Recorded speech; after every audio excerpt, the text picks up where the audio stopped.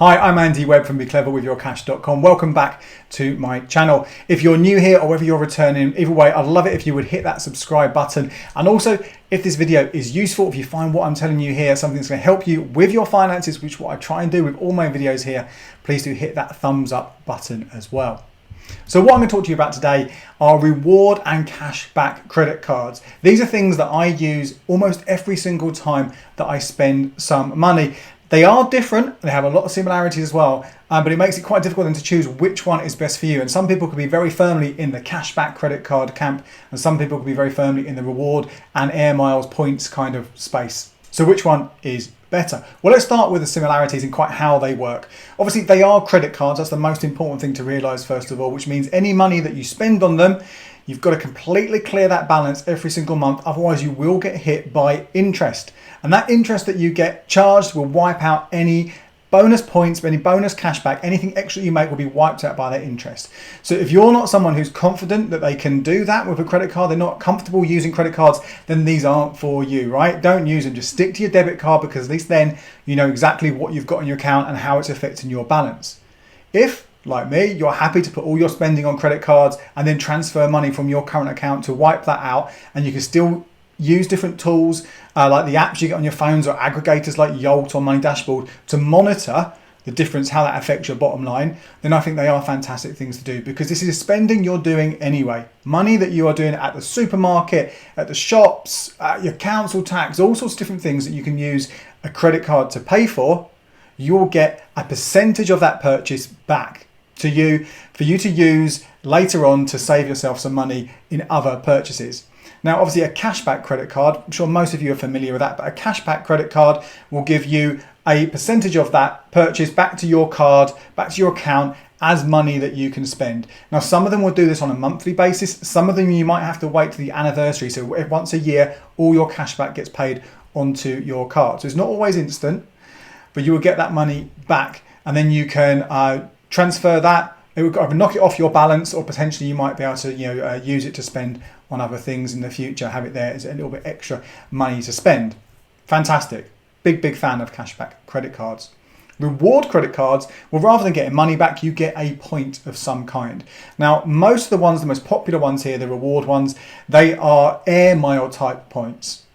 So Avios is the big one with British Airways, but you can get them with all sorts of different airlines, and sometimes you also get them with specific hotel chains as well. So they're very good for you if you are traveling, but there are other ones which are linked into perhaps some of your favorite retailers. So Amazon, John Lewis, Marks and Spencer's, Tesco. If you use those cards in their stores, and you get additional points back, which might make them really sort of good ones for you. And those rewards, those points, they're generally then converted into gift vouchers to use at those retailers. So for example, the Amazon one, you will get, once you've spent a certain amount of money, you hit a certain target, they'll give you a voucher which is automatically applied to your Amazon account for your future spending.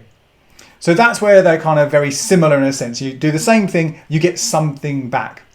The big difference between all those cards is the value, quite how much money they're going to get you back. Now, there are differences between cashback credit cards, there are differences between reward credit cards. And it's very difficult sometimes to really measure which one is going to give you the best bang for your buck, so to speak, best value for money when you're comparing the two. Cashback ones are very easy to work out exactly what you're getting, because it will say, you're getting 0.5% back or 1% back every time you spend £1, every time you spend £2, whatever it might be. And it is worth just double checking if there is a limit there, because you'd expect it to be every penny, but it's not every penny. It's every pound in most cases, and in some instances, as I said there, it's every £2, maybe even higher. So double check exactly what it is you're going to spend in order to qualify for that cashback. But it's easy to compare that because you know what it is. When you start adding in rewards, and whether that are the ones, like I said, your John Lewis, your Amazon, or Nectar ones, there's a Nectar Amex and things like that, you need to they're not always the same. 1 point doesn't necessarily mean 1 pence. So they're a bit more complicated to work out, but it won't take you much trouble to figure that out. And those ones, again, very simple. You can compare them once you've done that.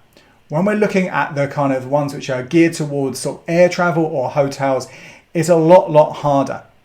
Now, if we say that an Avios point, for example, is worth 0.5 pence, which is essentially regarded as the base value of an Avios point, you can see it's very easy to say that 1 point is worth half a penny, and that's the same as 0.5% in cashback. Easy to compare. So where's that complication? Well, actually, there are lots of ways where the value can change of an Avios point and other airline and hotel kind of reward points as well. So for example, when you are using one of these kind of used to be called airmiles, but these points on a flight, the discount on a ticket will be, let's say it's 10,000 miles or 13,000 miles or whatever points might be. That's how much it would cost you in order to get that flight or to get that upgrade, whatever it might be. But that doesn't necessarily correspond to the price of the flight. So you might find that your points are going further if you choose to travel by business class than you would if you chose economy. They might be better value if you went long haul versus short haul. It might be that if you spend enough money on a air miles points type of card that you qualify for a 2-for-1 voucher, in which case if you're getting a 2-for-1 voucher, you're doubling the value of those points straight away. So that's very, very, very, very difficult in terms of measuring that out. And I will put a link in the video below here to an article which breaks down Avios points, for example, from a fantastic website called Head for Points. So if you're interested in that and exactly some of the connotations, little variables in what your value might be for an Avios point, that can kind of break it down for you. But I think there are fundamentally a couple of big differences between those cards which will help you decide which one is best for you. And the first one comes down to how much you travel. If you are someone who is traveling a lot, traveling long distance, traveling, potentially thinking about going on a business class, whatever it might be, then there is the opportunity to make some massive savings with air mile type reward cards, the Avios, the whatever they might be. Okay, there's a huge amount of potential there to save some money. But if you're someone who doesn't travel a huge amount or someone who likes to shop around and hunt for the best deals, and you're not so bothered about getting that upgrade to that next class, then I personally think you're probably better off just searching for the best deals, finding the lowest possible price. Because when you do book flights and hotels and things through these point schemes, yes, there's the potential to make savings, but you are locked in to a certain airline, a certain hotel. You might be able to find cheaper prices elsewhere. You might also be able to take advantage of other discounts and sales, other sort of third parties to bring prices down, or have a greater flexibility of when you fly, the times of day, the times of week, the time of year. So you've got a huge amount more flexibility by going via the cashback route and earning up that money to spend on your travel than you have by being sucked into and stuck into a single different scheme, whether that's a flight or a hotel reward scheme. And of course, right now, during the coronavirus outbreak, airline and the travel industry has been decimated. They're saying it could be 2-3 years before any sort of flight travel gets back to the levels that it was in 2019. Airlines are cutting routes, they're cutting pilots, some of them won't even survive this. So you might have earned all these points, but they're stuck there as Avios, Virgin Atlantic, whatever it might be. You can't use them anywhere else. And that brings me on to that sort of next sort of step in flexibility, which I think is the most important one. You're not even tied in just to using your points, the rewards, the cashback that you earn on traveling, on going abroad. You can use them however you want. And for me, that's the most important thing there. Right now, absolutely, I would go with a cashback credit card over a reward credit card in terms of the airline and hotel reward credit cards. And in fact, I'd also generally would choose a cashback card over a supermarket or department store style reward credit card, because you've got that greater flexibility of how you use that money that you earn. Of course, that can all change when you take into account a few other factors. And one of those is the bonus, the introductory bonus.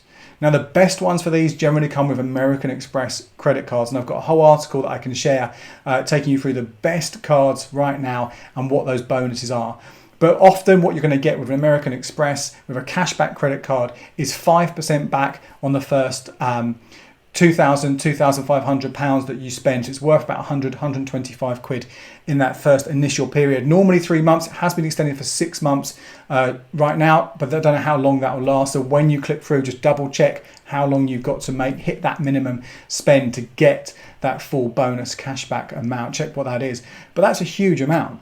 But equally, there can be some really, really big bonuses that come with the airline cards as well. And that one that I mentioned before, that 2-for-1 voucher that you get. Again, BA do this quite a lot with the Avios cards. You can spend say £20,000 on it in a year, and you'll get this free 2-for-1 card. You can spend less but pay a fee to get that 2-for-1 voucher as well, but that can be worth a huge amount.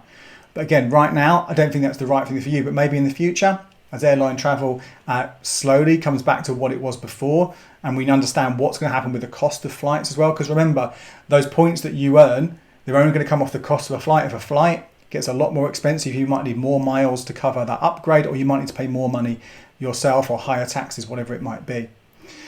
But those bonuses, they can make a big difference which card that you go for. And I touched on there that you can actually get a lower threshold for that 2-for-1 voucher with a BA card if you pay a monthly fee for a different card. And fee is something you need to think about across the cashback and the reward cards. Now, some of them don't have a fee at all, and they're a great thing to have. You will basically be able to earn your points or your cashback and no outlay up front. Personally, I've got an American Express where I pay £25 every year, because I'm going to earn that £25 back through the higher cashback rate that I get. But you need to factor that in. Some of them have fantastic bonus offers, which come with no fee for the first year, but a big fee comes in on the start of the second year. So you've got to make sure you cancel to avoid getting charged that. You also need to think about where you're going to spend your card as well. Again, American Express, I think some of the best cashback credit cards, the best airline reward credit cards out there, give you the best return on your spend, but not everywhere accepts American Express. Most places do, but you will find from time to time they don't. For that, I've got myself a backup MasterCard cashback credit card at the moment. I've got an Amazon one and I've got a John Lewis one, depending where I'm spending my money. But that means I'm still going to earn some money, not as much as I was, but I earn some money every time I spend some cash if they don't accept American Express. So I hope that's useful. If you're thinking about getting one of these reward or cashback credit cards, most important thing, as I said at the top, was to make sure you're comfortable managing that card and clearing that balance in full every single month so you don't get charged interest. After that, the choice is yours.